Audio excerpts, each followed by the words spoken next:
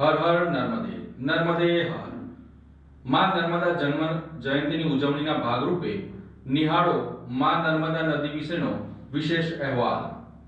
માઘ સુદ સાતમ શનિવારે નર્મદા નદીની જન્મ જયંતિ ઉજવવામાં આવે છે. ત્યારે દેશની અન્ય નદીઓથી નર્મદા નદી ઉલટી દિશામાં કેમ વહે છે તે પાછળ પણ પુરાણોમાં સોનભદ્ર સાથે નર્મદાની પ્રેમ ભગ્નની ગાથા વર્ણવેલી છે. નર્મદાના જન્મની કથા ખૂબ જ રસપ્રદ છે અને તેનાથી પણ વધુ રસપ્રદ તેની નદી બનવાની વાર્તા છે. દંતકથા છે કે તેનો જન્મ ભગવાન શિવના પરસેવાથી 12 વર્ષની છોકરીના રૂપમાં થયો હતો. પછી જિંદગીએ એવો વળાંક લીધો કે પ્રેમમાં છેતરાઈ એટલે તે ઉલટી દિશામાં વહેવા લાગી હતી. નર્મદા નદી વિશે કહેવાય છે કે રાજા મૈખલની પુત્રી હતી. નર્મદા લગ્ન માટે લાયક થતાં ત્યારે મૈખલ રાજાએ તેના લગ્નની જાહેરાત કરી હતી. સાથે એવું પણ કહેવામાં આવ્યું છે કે જે વ્યક્તિ ગુલબા કાવલીનું ફૂલ લાવશે, રાજકુમારીના લગ્ન તેની સાથે કરવામાં આવશે. આ પછી ઘણા રાજકુમારો આવ્યા પરંતુ કોઈ પણ રાજાની શરત પૂરી કરી શક્યું નહીં. ત્યારે રાજકુમાર સોનભદ્ર આવ્યા અને રાજાની ગુલબા કાવલી ફૂલની શરત પૂરી કરી હતી. આ પછી નર્મદા અને સોનભદ્રના લગ્ન નક્કી થયા. નર્મદા નદીએ કુંવારી રહેવાની પ્રતિજ્ઞા કેમ લીધી તેની પાછળનું પણ એક રહસ્ય છે.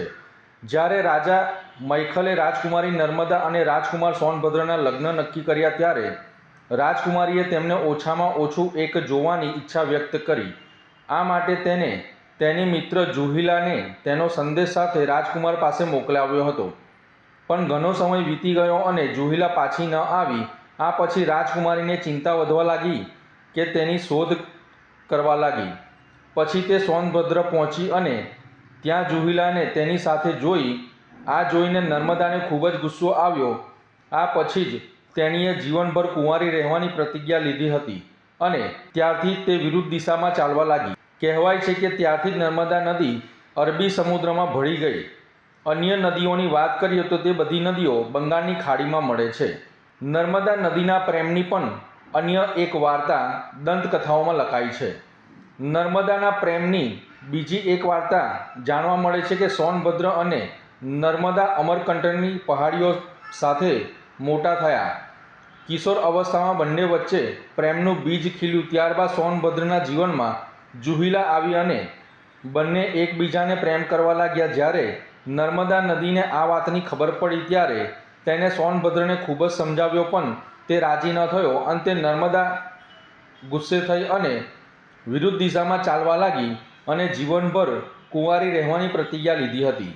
ભારતની બીજી નદીઓ કરતાં નર્મદા વિપરીત દિશામાં કેમ વહે છે તેનું પણ એક રહસ્ય છે. નર્મદા નદીના વિપરીત પ્રવાહનું ભૌગોલિક કારણ રિફ્ટ વેલી છે. રિફ્ટ વેલીનો ઢોળાવ વિરુદ્ધ દિશામાં છે.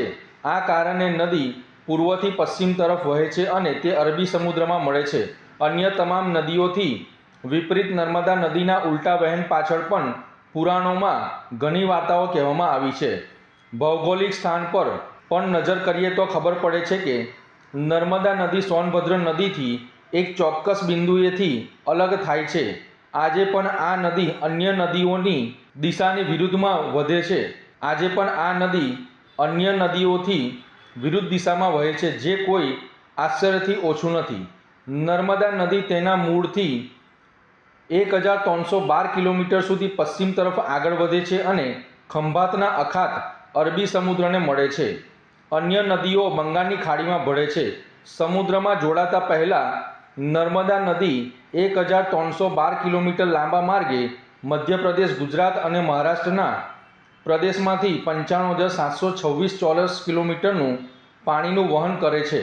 તેની ઉપનદીઓ 41 છે, જેમાં 22 નદીઓ ડાબા કિનારે અને જ્યારે 19 નદીઓ જમણા કિનારે મળે છે.